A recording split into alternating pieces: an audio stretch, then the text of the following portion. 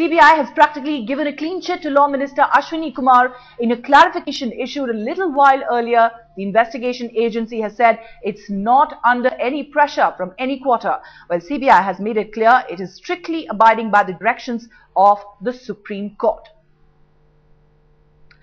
Atir Khan is joining us from Supreme Court. Atir, we know the investigating agency has to file an affidavit in the Supreme Court, which is why it's in a bit of a quandary here. But now it appears the CBI is clearly maintaining that it isn't under any sort of pressure. But is it completely ruling out the report that came in earlier, that how the law minister had vetted the CBI reports on Coalgate? Well, that seems to be the case. In a conversation with CBI director earlier, we also got this impression that he's of the view that there's no sort of pressure on him from any quarters. He says that the affidavit is yet to be filed in the Supreme Court, and also there's this option of a private lawyer being hired by the CBI during the filing of this affidavit has not been ruled out yet. So once again, CBI has reiterated that it is under no pressure from any quarters.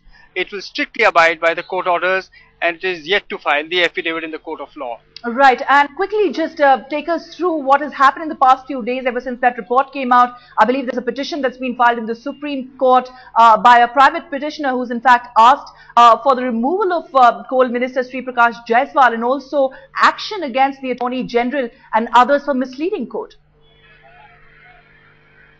Well, that's right. On Monday there was this application which was put before the court in the form of quoting the other PIL which is there in the coal case. The contention was that there is a prejudice. Apparently he alleging that the Attorney General and the Solicitor General had given incorrect statement in the court of law, saying that the report has not, the contents of the report has not been shared with the centre or with the government.